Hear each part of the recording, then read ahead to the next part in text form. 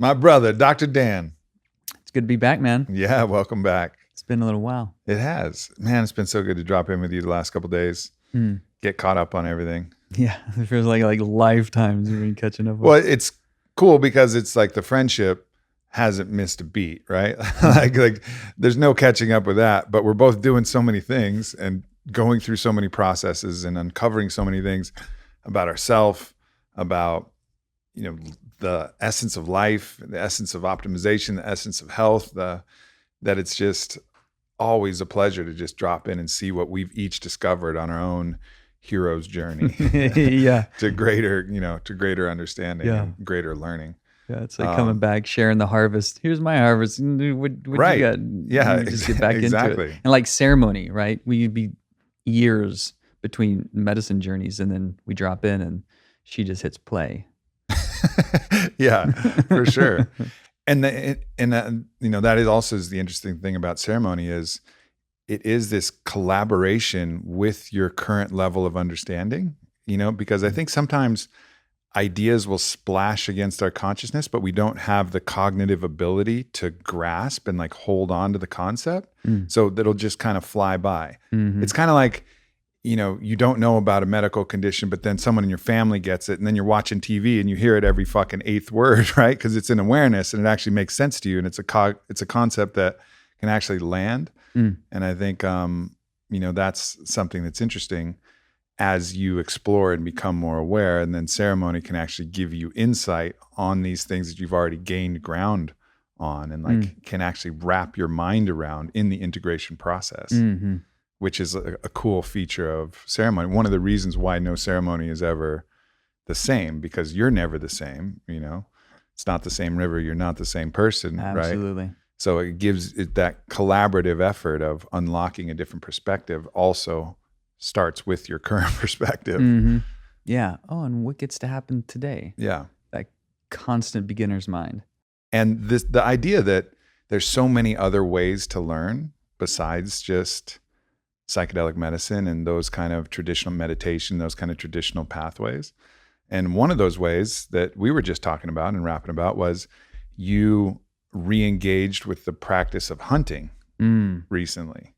Yeah. And really kind of looking at that with full awareness and how to bring that back into a learning experience, a way to alter perspective. So why don't we start there and talk about kind of some of your recent understandings from your hunting experience? Absolutely. Yeah, it's been really a beautiful coming back to a practice that I grew up with from a completely different state of mind. Grew up hunting. Wait. You were different when you were young? Whoa. We want consistency here. We don't want like politicians. Like, I know. Like you flip-flopped on your position on hunting. And you're no longer viable for office because you changed and transformed and grew into a different person. Yeah. It's coming back with a whole new level of reverence, appreciation, connection.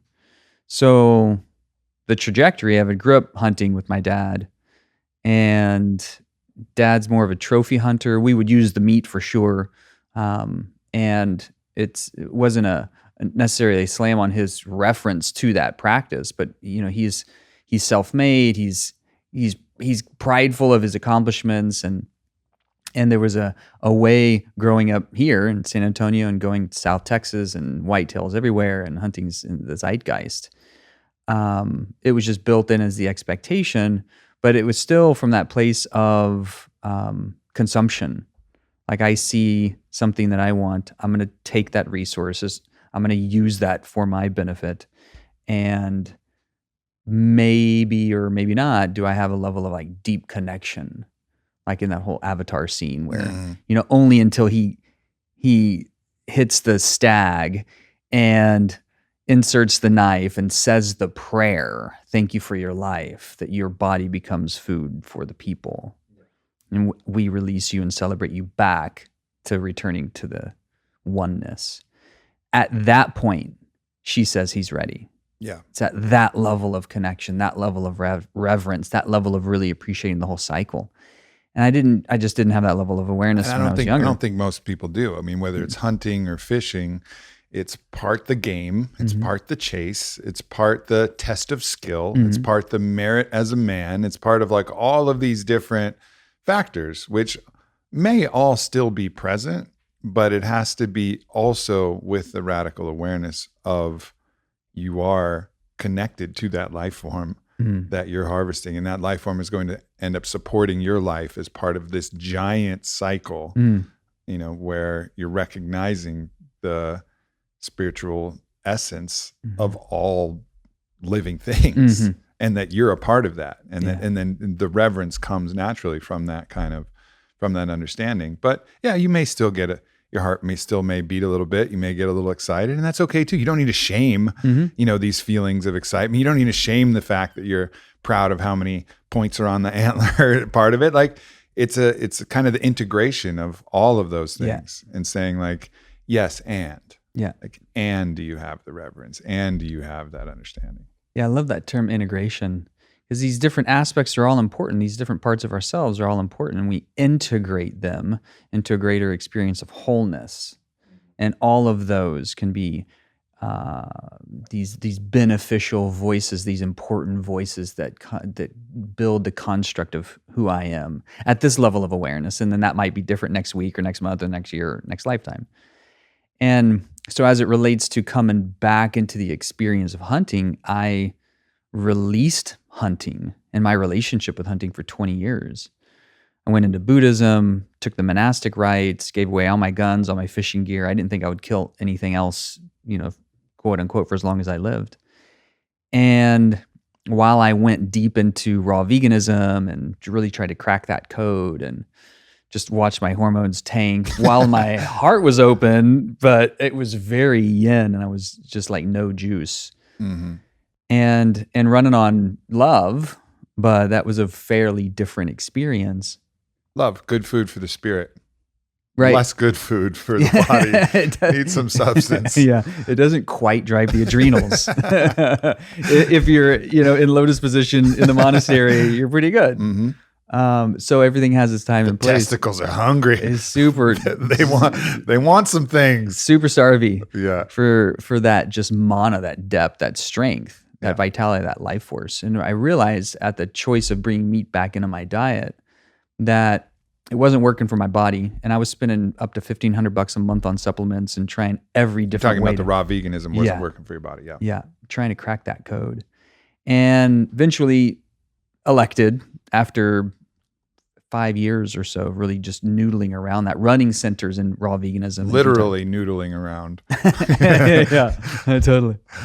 And I brought eggs back in, and had a full body. I've never experienced that degree of full body orgasm. Full body foodgasm. Full body foodgasm. That yolk.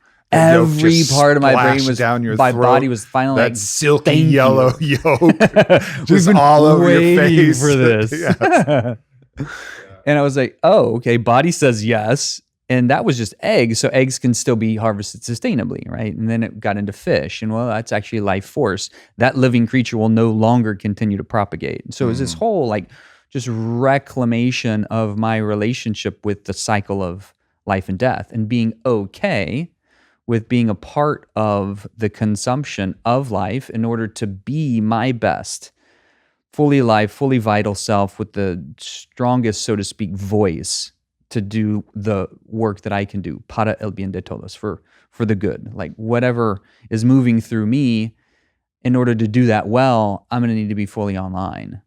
And so I appreciated the fact that that was going to include meat coming back in. And so it went to fish, and then it went to poultry, and then it went to red meat. And then over a course of 10 years, I've just been gradually getting more and more okay with bringing meat back in, as long as I knew the food source, knew the farmers, knew where it was raised, and tried to be as intimate with that. But I hadn't yet come back to hunting. And that just happened last month. So the first time in 23 years that I've actually killed a mammal of this size for food to bring back and to try and now more sustainably. Were you killing small mammals for food here, Dan? Well, I wasn't killing anything, but I'm thinking like, okay, and there's like the scale piece. Like, Yeah. okay, is killing a bird any less karmic hit or A fish or less a rabbit? offensive than Yeah. killing a deer? Right? And it's all life, and we just kind of interpret like what's okay. And so There is kind of a size bias, right? totally. Like if that thing's bigger, then it has more importance. But we do that just in our culture. Bigger's better, scale it out. And like the role of the mother is maybe less important than the role of Mother Teresa. Where ultimately at the end of the day, if we're serving in love, through love for the betterment of the generations to come with an idea of supporting the whole, then scale is irrelevant. Yeah, that's true. It's a good reflection on what we think of as good. You know, good is more. You know, and it's this worth. Again, it's this almost delusional idea of our projections of what is valuable and what is, you know. But really, when you're talking about spirit, which you're talking about the spirit of an animal, then it gets a little bit more. It gets a little bit more interesting because it's not the size of the flesh that's embodied, because we can see that with dogs, right? Like no one would say, "Oh, it's cool to kill the little dogs, but don't kill the Saint Bernards," right? Like Right. it's like a little Lobie, like my little Alaskan Klekai, you know, like as much spunk and spirit and intelligence as any big dog that I've ever seen. So we get that, I think, with those when personality becomes an effect. But then other times we just look at it as like a simple mass thing, you know, like, well, how much mass is there? But then. Yeah, all of these things to kind of be aware of. It's just like kind of like ways to think. Like, oh, do I have a size bias? You know, like is Hafthor Bjornsson, who's 6'10", 440, who came in here and worked out, is he more valuable a human than a small 5 foot, you know, light worker? 135. You know, but obviously not. And I think we get that with some things, but we don't get that with other things. But then there also is like a reflection on the size and complexity of the level of consciousness, because it's like a much different story to talk about killing a dolphin than it is killing a tuna of the same weight. You know what I mean? It's like, and I think there is some merit to the complexity of consciousness in the life that you're taking. You know what I mean? And that's plant, insect, animal, human, and the spectrum of animal along that. It gets really interesting to kind of explore that. And I don't think either one of us are trying to say, this is the way it is, everybody, you know, but let's entertain the conversation. It's a worthwhile thought experiment to kind of explore all of that. But ultimately knowing that each creature is perfect for its own function and necessary for its own function, and is an articulation of source in its own particular way, an articulation of the manifest. And recognizing and celebrating that, regardless of its complexity. Yeah. Because like an insect, a cockroach, if it was like had a super personality, or a fly who had super personality, was like, no, I just don't want to land on shit today. Well, then no shit would get, you know, processed by all the maggots and all the things that happen that the flies are necessary for creating. If the flies had personality, we're like, no, not interested. That wouldn't work. So like their complexity is perfect for the way it is, that they're going to automatically, without a whole lot of choice, do what they're programmed to do. Like that's perfect. Yeah, and we put meaning and scale of meaning based on purpose and function. Right? So plants that we don't know their functions, we call them weeds, so we get rid of them. Right. Insects that we don't know their function, we get rid of them. And you had this really interesting experience, I remember, when we were down in the jungle a while back, about mosquitoes. You were like, oh yeah, you're distributing the wealth or the blood among others. Yeah, I had an astral encounter with the mosquito overmind, and was talking to the mosquito, and I was like, what's up? Like, mosquitoes, like, why are you here? Yeah, please tell me your function. Yeah, what is your function? What is your function? Super annoying. It's like, whoa, man, relax. We're just like tax collectors. You got a lot of blood. We take a little bit. Other animals eat us. We distribute you got an excess. And that was like an interesting reframe on that kind of like, oh, okay, this is just paying nature taxes. Right. And as we evolve, whether through conscious or direct experience, and oftentimes it's both, when we evolve to a level of understanding of how everything has purpose, otherwise it wouldn't be here. Everything comes from the same divine source of creation. Otherwise, we wouldn't be here. When we can know its purpose, then we can assign it more internal value. If we can assume that everything has purpose, then even when we don't know it directly, we can still respect it. And that includes other humans, right? So people get into religious wars thinking, oh, my God's better than your God. Well, if we can all assume that we're all divine, then however you pray is probably important, just as it is important to me, however I pray. And when we can distill it down to just the core tenets of any religious doctrine, which are based in spirituality at their core, which means everything is treat your neighbor as you would yourself. Be kind. Don't be a jackass. Respect each other's choices. Yes, I'm going to do my thing, but may my thing not infringe on your safety and your ability to be alive and celebrated.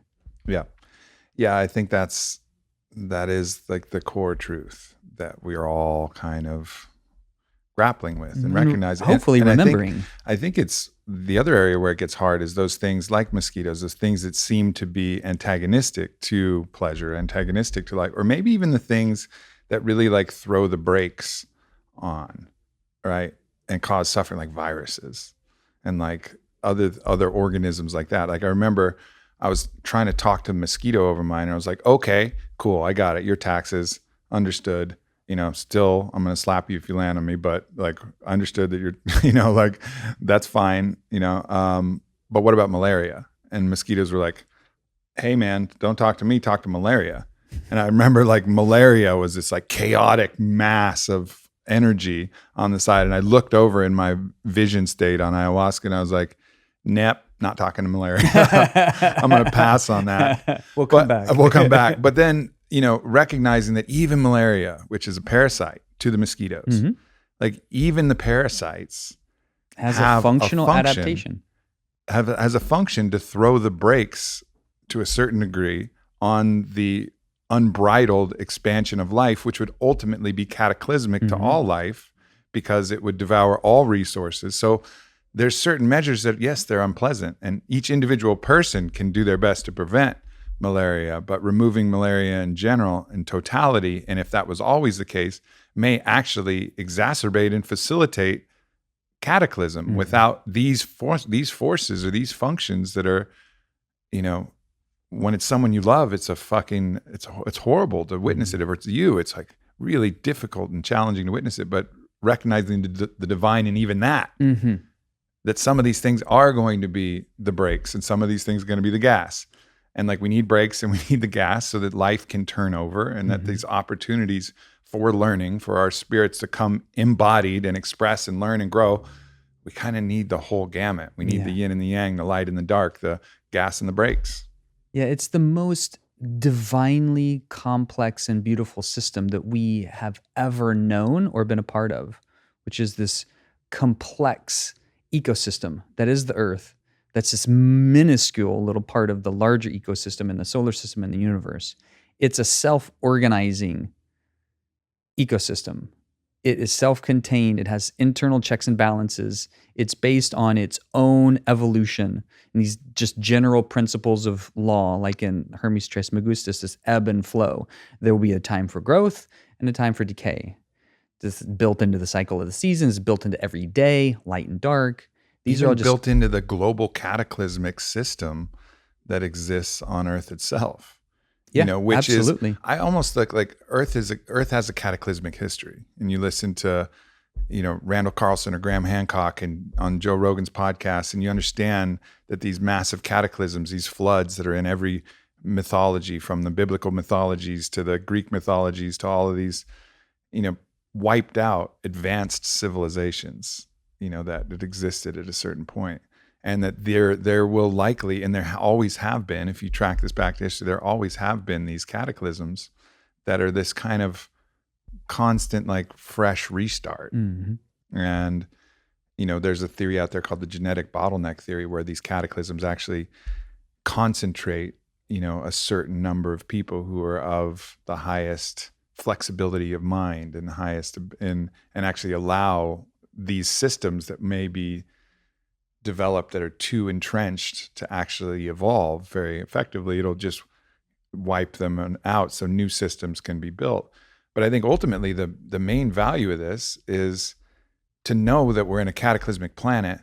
It also provides, like death, which gives you the urgency to live, and like the urgency to appreciate life. Okay. Like the fact that we are in a cataclysmic plane of existence on Earth, maybe that's a little bit of pressure for us to get our shit together, start working together and stop fighting each other and stop fucking around with what border lies where and what religion people are and what political orientation they are, and say, hey, how about we're team people, part of Team Planet, and let's not get completely fucked by the next meteor, volcano, super earthquake, whatever thing is coming, flood, whatever thing is coming.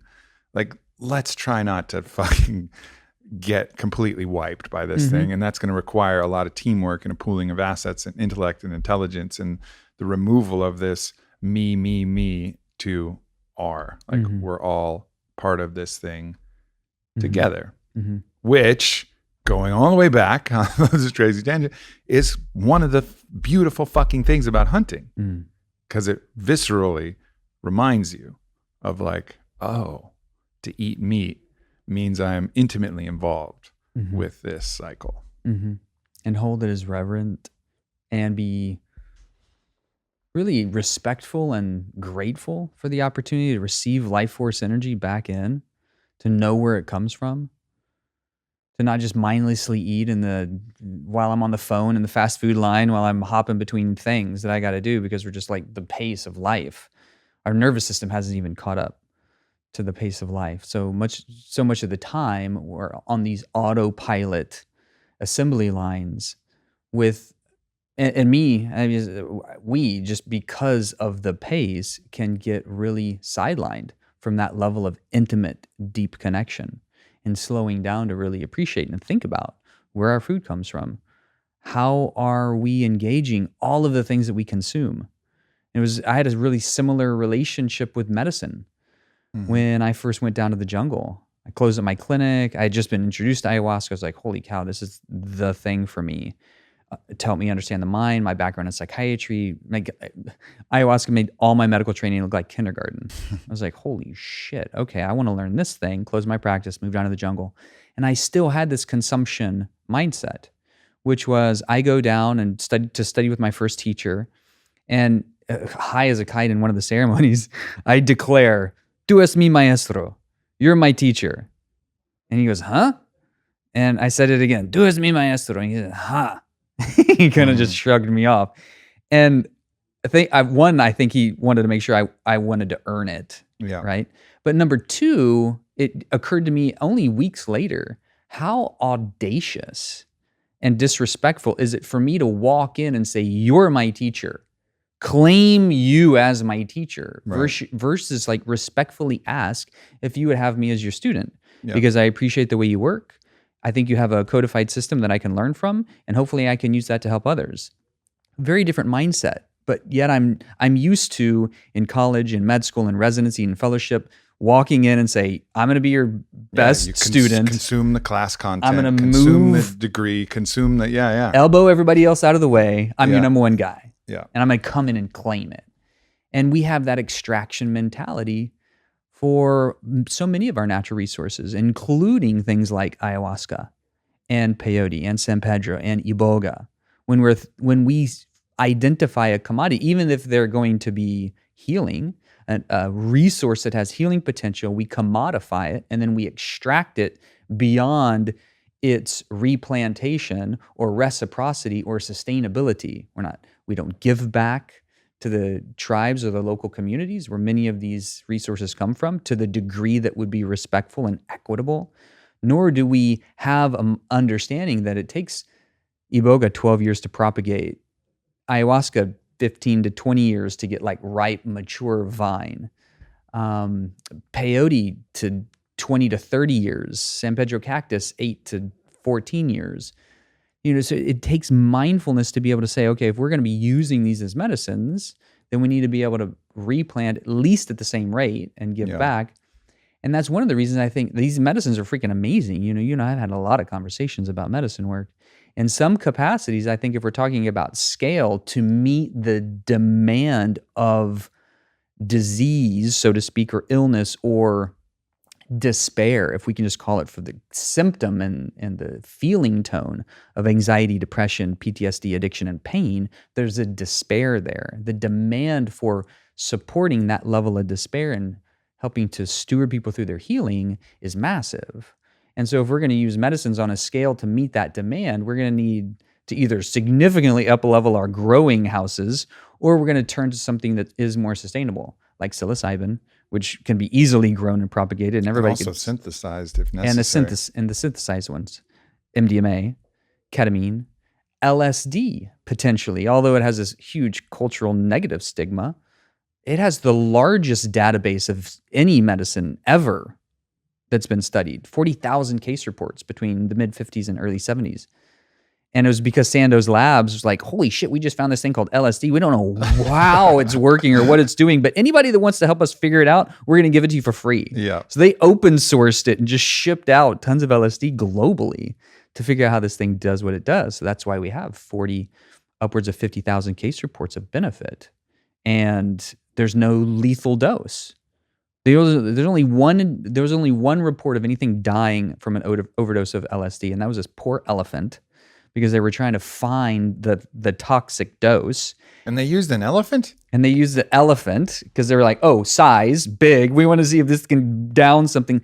And so this elephant died, but it was actually the barbiturates that they were using as a sedative that killed it, and not the LSD itself. So there's no known lethal dose. Now, that's not to say that you can't take a truckload. There's a psychological lethal dose. You can definitely lose your shit and have a hard time coming back.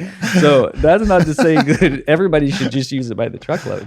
Yeah. But same thing with psilocybin. No known lethal dose. You'd have to, I think technically you'd have to eat like 3.4 pounds. Yeah. Of psilocybin would just be like a small trash bag, and you'd puke way before that. So many of the natural medicines have built-in safeguards, and if you hit that toxicity level, you just puke it out, purge it out, poop it out.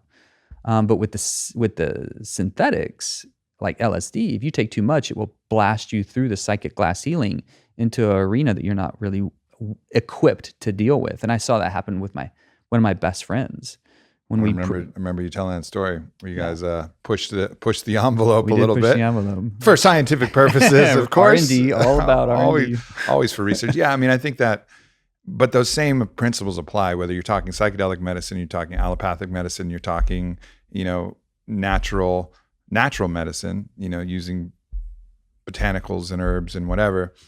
Minimum effective dose is like, it's one of the principles that applies universally. Like, take as little of the content as you need to create the effective dose that you need. And sometimes the minimum effective dose, if you're trying to break through, is high. And I think one of the principles that you've really said is, okay, you got to at least take the threshold dose to actually feel something, right? So sitting on the rim's not comfortable. And it's like, just, I experimented with this. I took a little bit and it didn't really do much. Well, all right, we'll push this to a safe level to really see if CBD can be, that's one of the things that you were talking to me about. Like, most people are going to say, all right, get in that 25 milligram kind of zone, and you're like, yeah, cool. That's good.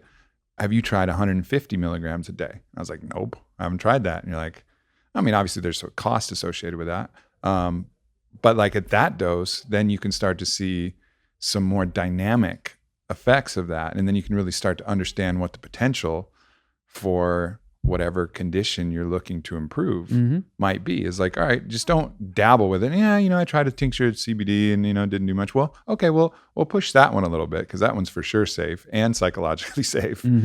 So like, let's make sure, let's find what your minimum effective dose is and then see if it's tolerable to your bank account and tolerable to whatever else is there. But really trying to find how these tools all fit in to create the maximal effect. Yeah, and this is part of the exciting renaissance that's happening in psychedelic research, is that we're getting more and more clear about safety, efficacy, and the fact that most of these medicines don't belong in Schedule 1. They fail on both accounts. Schedule 1 means there's no known medical benefit and they're highly addictive.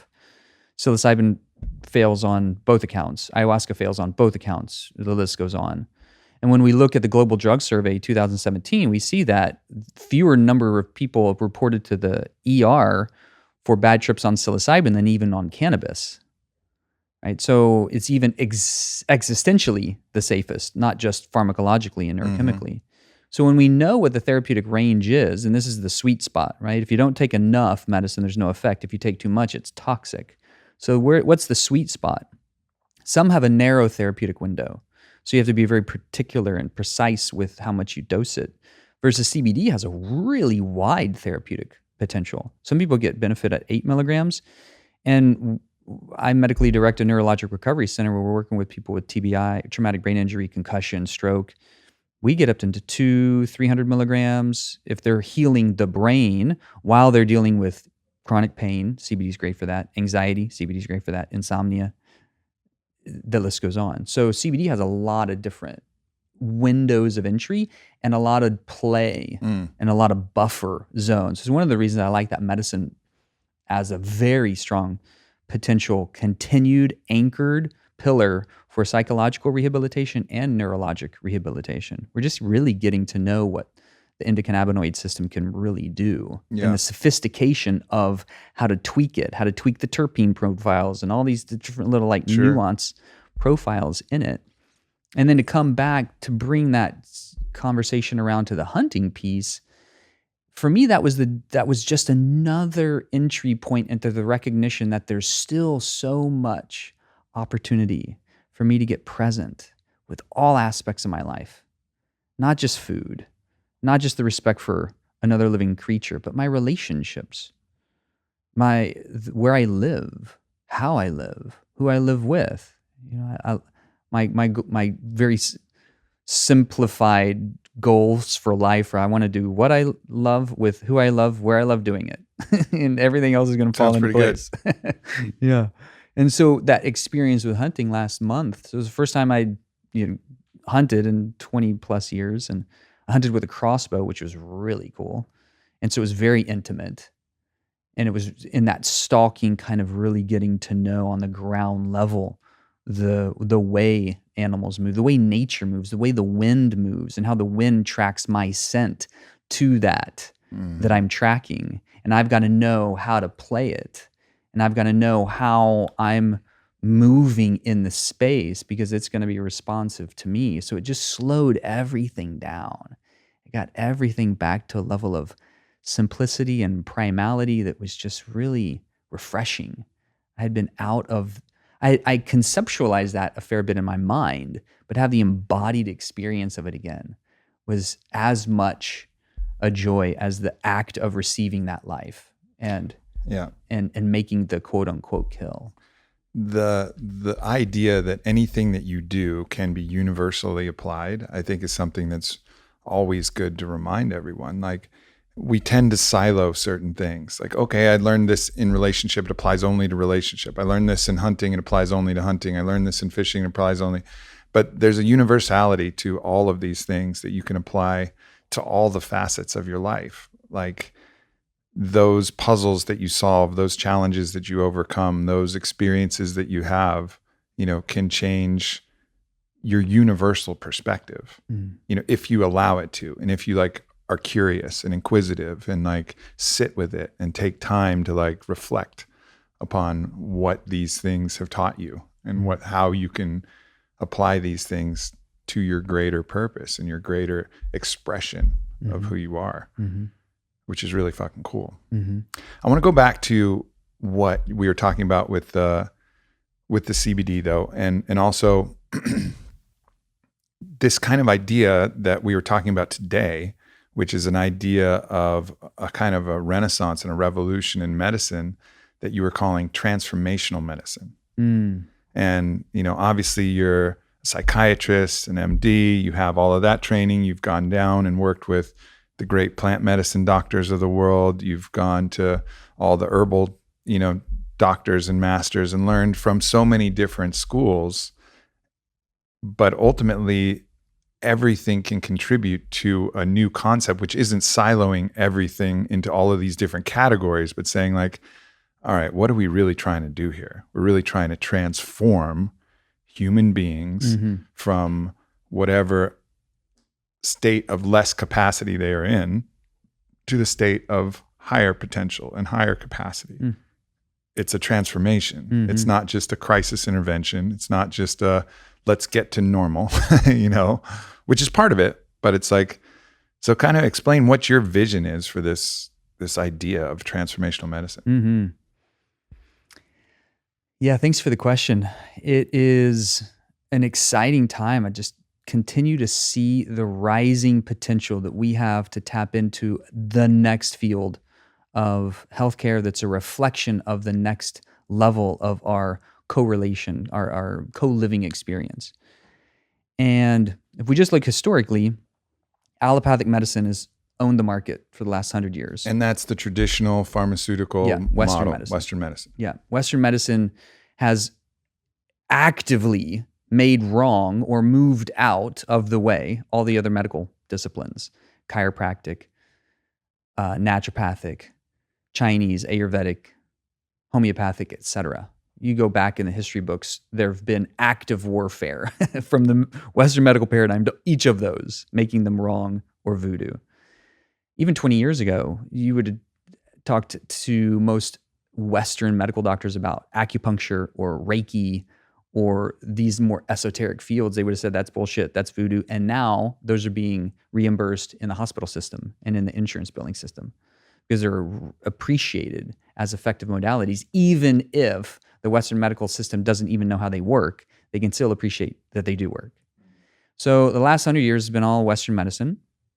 And then fast forward to the last 15 plus or minus 20 years, maybe 15 to 20 years, integrative medicine, functional medicine, holistic medicine. These are catch terms that essentially mean, okay, let's look deeper at the causative factors. What's happening physiologically? Can we test? Do we have more and more sophisticated test measures to look at what's happening physiologically and why people are having symptoms? Yes, we can.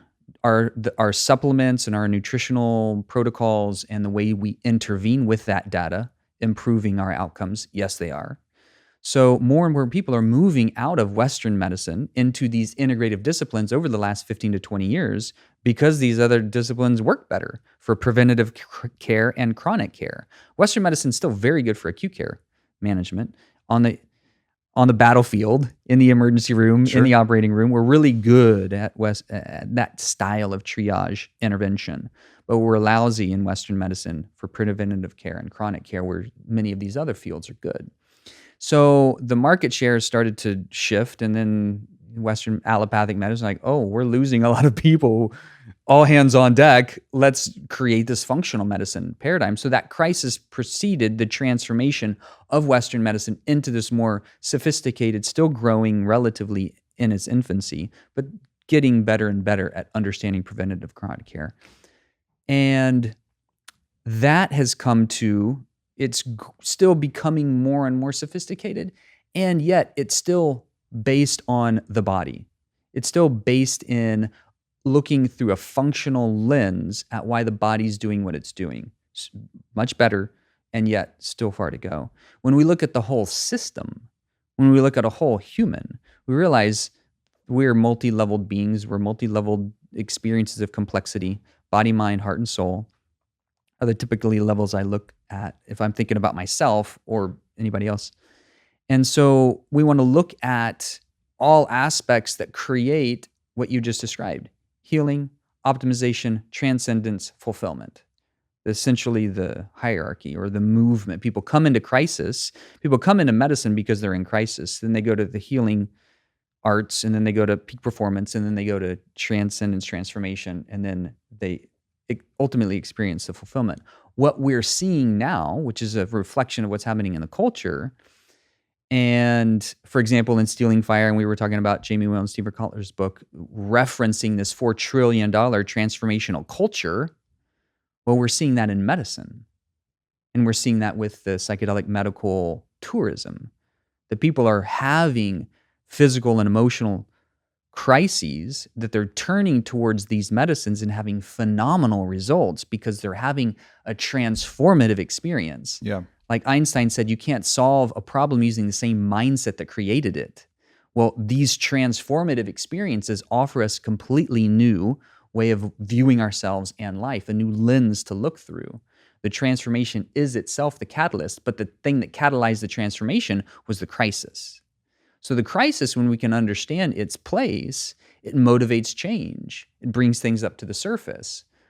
A long time ago, the herbalists and homeopaths, they would prescribe an intervention based on a set of symptoms, and they would know that the intervention or the medicine was working when the symptoms got worse, brought everything up to the surface. That crisis is preceding and motivating the transformation. It's mobilizing the resources. We're being mobilized. So the crisis in mental health, there's crisis in every industry right now: educational, political, agricultural, ecological, medical. And the biggest relational, sexual. Right? The list goes on. Yeah, carry on. And the biggest healthcare crisis is in the mental health arena. The World Health Organization right now identifies depression as the largest disability cause worldwide, and that's only going to continue. Well, at this trajectory. It's cancer clear. We don't want to predict the future, but at this trajectory, that's only going to continue. I don't think that's going to continue because this crisis is stimulating transformation. So it invites us. Psilocybin just got fast-tracked by the FDA in phase 3 trials. Why? Because of the crisis. And that's actually exacerbating the funding that's gone to Hefter and USONA. And then also the FDA going, oh shit, we got to do something here because this is just getting worse. And then so these alternative transformational techniques are now actually getting support from the organizations that at some point had a hand in depressing and holding down and repressing some of these transformational techniques. So it's really interesting. Fascinating. Yeah. And so when we move the needle forward into these novel therapeutics, because this crisis is making us look outside the box, we see that these medicines are very good. Psilocybin is good for all of the 5 primary psychiatric conditions that are at epidemic growing levels of proportion: addiction, depression, PTSD, pain, anxiety. So all 5 of those, psilocybin, and we're just using psilocybin as one example. Then we get into MDMA, also going to phase 3 trials. Also fast-tracked by the FDA. Also fast-tracked, right? Because it's phenomenally good for PTSD. It's the best treatment on the planet for PTSD. Iboga, right? Way outside the box. I don't think it's going to get legalized anytime soon, but ibogaine, its primary synthetic alkaloid, is legal in Canada and is legal in Mexico. It's illegal in our immediate neighbors because it's the most effective treatment, par none, for opiate addiction. And the opiate addiction itself is the highest escalation right now in the addiction recovery arena. So when we just look at opiates are like the perfect example of something that is not transformational medicine. that is the kind of, let's put this on hold. Let's just allow you to ignore it for as long as you can and not actually deal with it. And then I'm not saying there's not a purpose for opiates. You break a bone or something like that. Look, I got in a fucking car wreck and a steel split my face in 2. And I was damn happy to take my, my hydrocodones or whatever for a little while. And then I realized my pain's kind of done. And when I take this, I have no emotional sensation either. I'm completely numb. So that's the end of my hydrocodones, that's the end of that train, you know, and I was fortunately, I don't have an addictive personality. So I was able to transition easily. And I wasn't running from other things other than the exact acute symptom of the pain that this was actually allowing me to get a little space from so I could fucking sleep. And so I wasn't just a mess to hang out with because I'm in so much physical discomfort. Mm-hmm. But you can see in that example, if somebody has emotional pain that they're not dealing with in an area of their life, right? And so the physical pain might be the entry point. That's why I get it prescribed. But if it's taking care of helping me numb out and separate from all these other areas of my life that are creating pain, then it's more attractive for me to stay on it.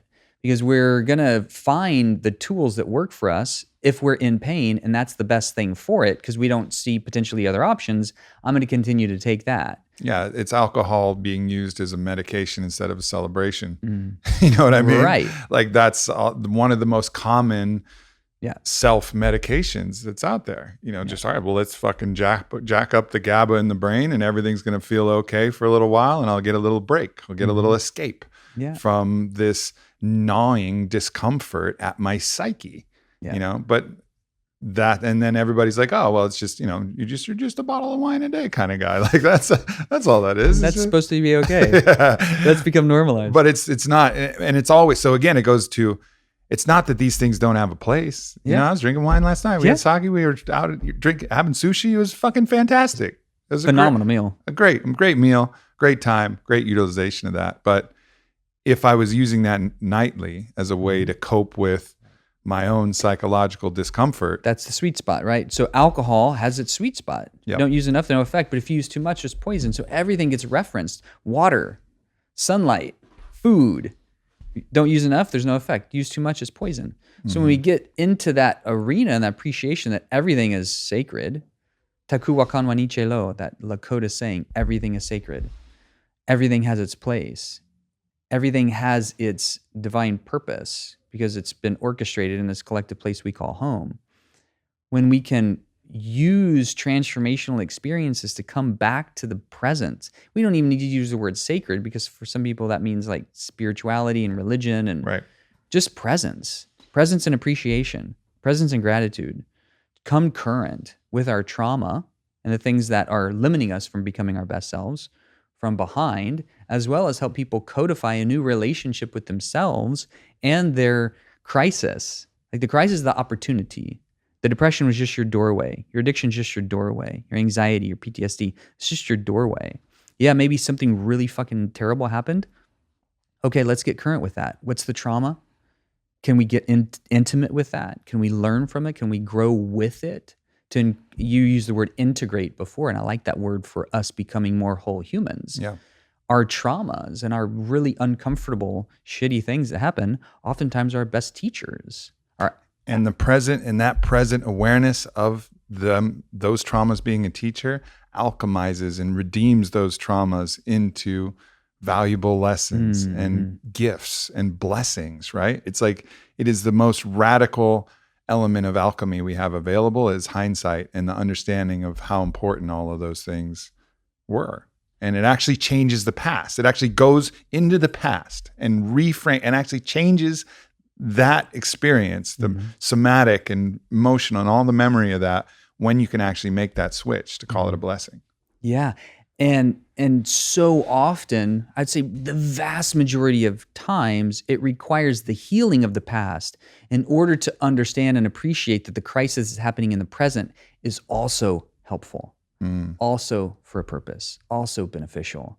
And so these privileged experiences that you and I and many of our friends and family have had to go through the medicine process or some kind of healing process where that trauma was brought up to current and re-referenced our relationship with it as something like helpful, then serves as a foundation for me to see that whatever's happening right here and today, even if I don't yet understand how it's helping me, I can still have faith in that process. Like Viktor Frankl's kind of summary quote in Man's Search for Meaning, the last of the great human freedoms is the ability to choose one's attitude in any given circumstance. We've been told this lie that human beings are faulty machines and we're faulty machines and life is suffering and just get used to it and just deal with it. And it's not true. Like life contains pain. Pain is unavoidable. Suffering, though, is optional. And it's understanding that deeply that can recognize that every element of suffering that you have now is a communication. It's a communication to you and an opportunity to look, if you can keep looking deep and keep looking deeper. And fuck, it's hard to look deep sometimes because there's shame that's blocking our ability to observe those things that are causing the discomforts. But with the tools and with the guidance and with all the help and with all the practices, if you keep looking at the source of yourself, it's just a communication. It's a communication by the body or by the psyche, and it's an invitation to transcend. So every single thing is just a blessing because it's like, okay, I'm communicating. Oh, I'm really uncomfortable and I want to run away and I want to get out of this. I want to drink a bottle of alcohol and I want to get rid of it. Okay, fine. If you need to now, But recognize that there's a communication of something there. And the courage is to say, all right, monster breathing from the closet that's driving me to my alcohol pantry or driving me to my bottle of opiates. Like, I'm going to turn about face and I'm going to look into the shadow until I see your steely little eyes, until I come up and kiss you on the forehead and you evaporate like a ghost, but that's the invitation for, and obviously that's highly simplified because it's going to be a very deep and daring and long process into the inmost cave where the treasure is hidden behind all of these ephemeral monsters. But that whatever is happening, whatever you're feeling, whatever's coming up is just like a little communication. Like, okay, here's a place. Here's a cave I can explore. Yeah. Yeah. What's the opportunity that lies here? Yep. And it's hard, like you mentioned, shame. It's hard when we're in the trauma of it, when one of our core wounds has been triggered and resurfaced and opened again, and the pus starts oozing out of that, at rejection, abandonment, betrayal, injustice. Right? These are the core wounds. When one of those gets opened or up. the grand slam of all of them. Yeah, like all at the same time. All at the same time. It was her. And through that healing, gradually more and more and more, like you said, with the tools and the teachers and the technologies that we have, we go through these transformative experiences. And then we can start to codify a system where we relate to our life as opportunity, even the crisis. Is this an opportunity for... I'm looking now for flags in the universe. Faith, love, and growth. FLG is the acronym I'm using these days. Faith, love, and growth is everything that's happening now, an opportunity for one or all three of those right here and now. And those transformational experiences that we have the opportunity to codify into the new medical paradigm helps us go from the past, get current, and revision a new self as being empowered with all that happens and interrelatedly connected with everything that happens and everything around me. It's a very transformational mindset. But in order to get to that mindset, we have to have a transformational experience. And we now have the opportunity to do that more and more availably in the medical system. So when we bring together these two complementary systems of hardware and software, like if I think of a computer and we're looking to up-level the computer experience itself or its performance, we want to up-level the hardware and the software. So we up-level the hardware, that's the brain and the body and the physiology, cellular technologies, regenerative medicine technologies. If I'm working in like just the brain and neurology space, that's the neurology itself, that's the hardware. Complemented with the software system, which is the tools for consciousness or the mind tools, and the user interface and the experience of it directly. So when we bring together hardware and software technologies together, cellular technologies with consciousness technologies together, now we've completely up-leveled the operating system. And that person's ability to perform at levels beyond their previous expectation. And that's, I think, such an important concept, is to work on the systems simultaneously, because the problem is if you fix one system, but another system is related to that system and is corrupted in some way, it will re-corrupt the healing that you had in the other system to support it, right? But and vice versa. So it's one of the reasons why I think ayahuasca is such a healing, transformational plant medicine, is because it's working physiologically as this cleansing kind of purgative, where it really feels like it's squeezing your organs and flushing stuff out your butt and out your mouth. So it's working on the somatic, residue of these psychological traumas, so that you get healing that actually can last. Because if you just work purely on the psychological, but you have these stuff in your body that's like physiologically there, these kind of partially cellular, partially energetic residues there, it will then re-trigger those elements in the mind and those same patterns that you might have fixed. And if you just fix the body, but the mind is still, not thinking straight and not working, then the mind can then re-corrupt the body. And so working on both hardware and software simultaneously really allows for the greatest level of transformation. And that, fuck, man, it's total human optimization. It's why we didn't say one element of human optimization for Onnit. And it's like, you got to do that. You got to work on the total human, Mm. and respect that all elements are related. Mm. And I think, it's funny how we've tried to silo body, mind, heart, soul. We tried to silo all that stuff. But the more you look at it, there's proof everywhere of how well it's connected. The placebo, the nocebo, the longitudinal studies about people who experience love and people who have loneliness versus companionship and all of these fucking things. You can look at all the clinical data and show that, actually, no, everything is connected, Totally. and the physiological benefit of a faith-based practice, the physiological benefit, like all of these things are fucking related. Absolutely. And we can, all right, cool, call them these little names and put them in these buckets if you want, but know that these buckets are all connected because they're all water, and it's all part of the same elemental structure of H2O that was making the substrate of life in this human organism. Totally. Yeah. Yeah, you were making there. You said so much there that I want to just continue to celebrate and jam on. And it occurs to me too, as we're talking about transformational medicine. And this is it's kind of a summary statement from Gabor Mate, and I agree quite with him. Can't separate the mind from the body. Right? You were just saying that, and we can't separate the person from the environment.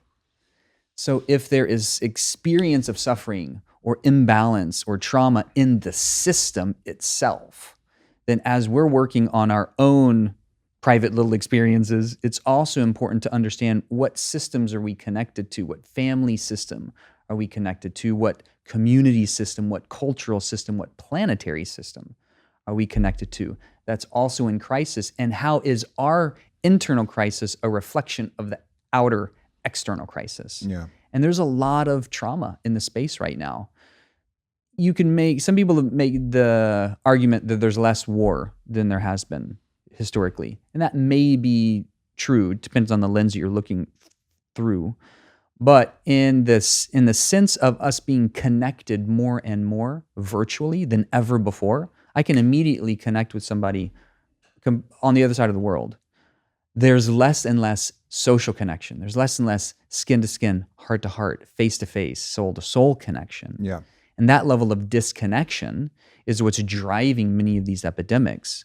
So it's important for us to understand how to transform the system itself while we're helping the people themselves transform. Yep. And I think that's part of our challenge, but it's also part of our opportunity. And I see these conversations that we're having here, what you do with Onnit and your podcast, and what is moving in the space of transformational experience is also moving into the space of transformational culture. And that is the absolute heart of the Fit for Service mastermind.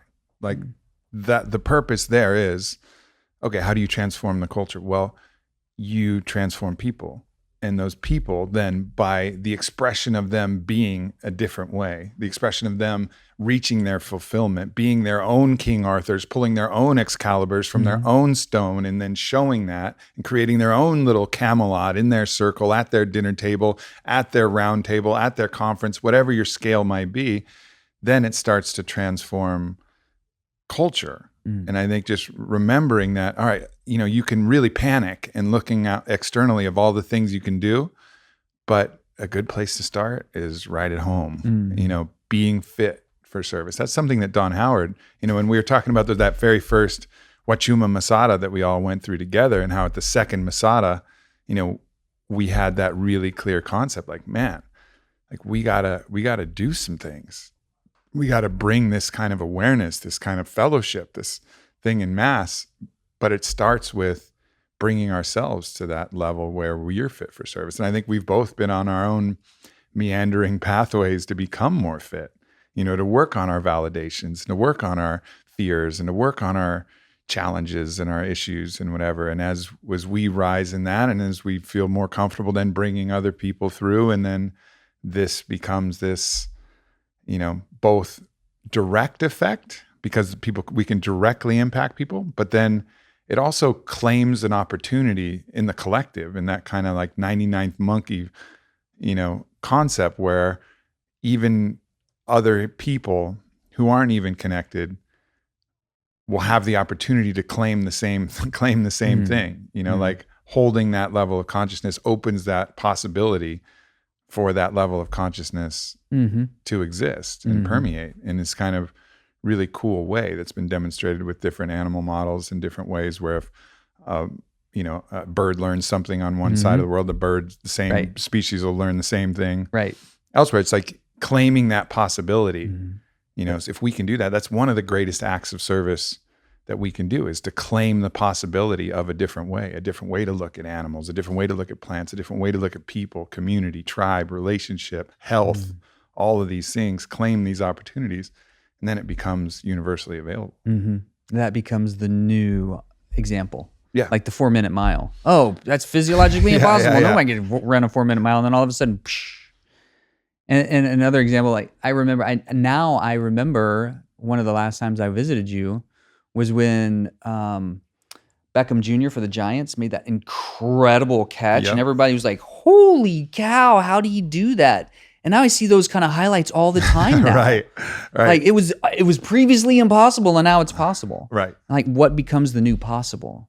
What becomes the new possible for the new fully integrated human in a time of crisis to claim love again and again and again in the face of competing evidence, to be able to come back home and say, no, I am claiming myself here and now, fully present, fully anchored, fully representing the interdialogue of life force between me and you and everything else as an actual potential, as a living example, not just theoretical anymore, not just taking it out of the Bible and Sunday Mass, but like, what does it look like to live and breathe that as our new operating system? And I think that's our great opportunity. No doubt. And I think we have these like bad models, not bad, but like antiquated models. Like you look at the figure of Jesus, and you have all of these assumptions about what it means to embody Christ consciousness. Well, sandals and robes, and he doesn't have sex, and he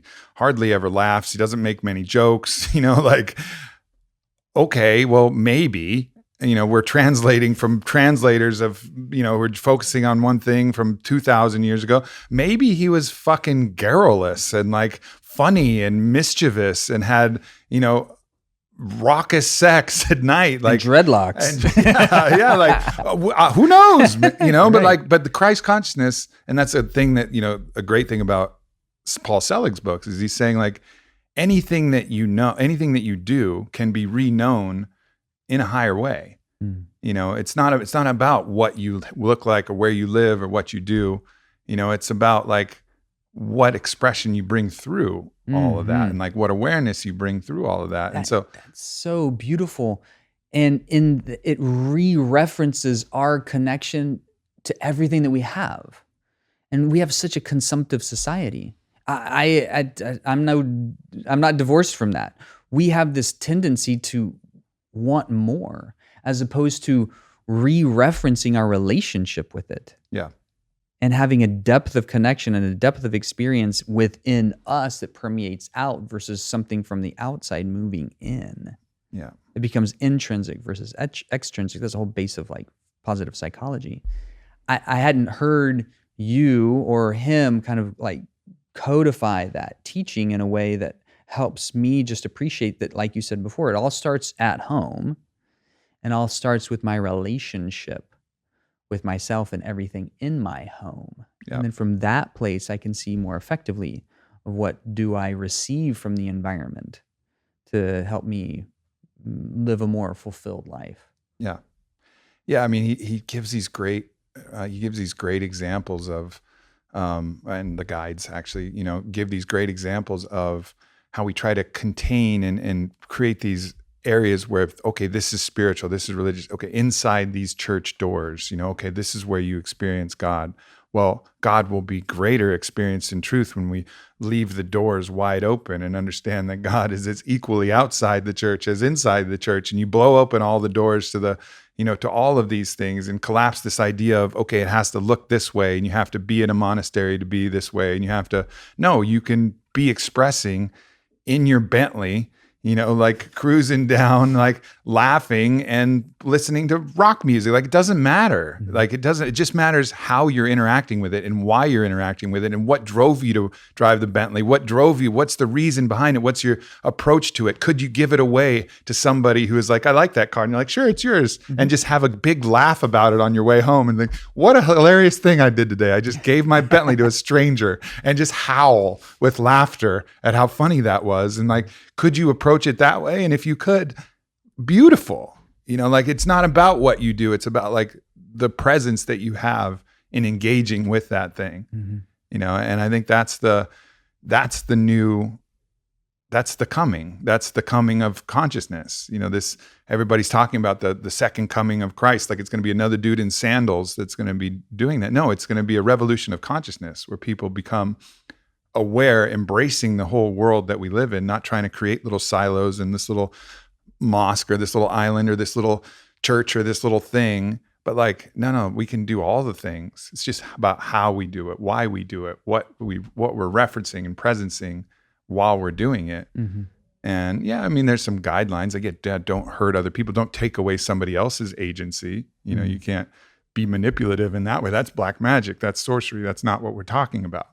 But we're talking about the expression of yourself. And, that's what gets me excited about the future, and I think is a big message to express. Yeah. Hoka Okay. We do that in transformational medicine. We do that in our own experience at the altar, our own, like you're in Paul Chek's conversation about having a great sacred poop. Yeah. It's all sacred. It's all beautiful. Yeah. And this is the growing opportunity. And the more and more we have these kind of conversations, the more and more deeply it gets embedded in our own consciousness. And like St. Francis says, share the gospel with everybody. And when necessary, use words. Love that. Yeah. That's a good place to end it. I love you, Dan. Brother. It's great to see you, brother. Great to drop in with you. Yeah. Where's the best place to find you? You non-Instagram having rebel of the world. Thanks for calling me out on that. That's Maybe going to by change. the time this releases, you'll have the fucking impetus to actually get an Instagram and share some of this wisdom with the world. Yes. Okay. Thanks for, I just got called out on that one. All right. So I mentioned Revive. Yeah. Revive is this neurologic recovery center that we have in Denver. That's revivecenters.com. That's just an example of like a transformational process through the neurology space. And we're going to be creating the same kind of centers for that expression to happen in the psychology space.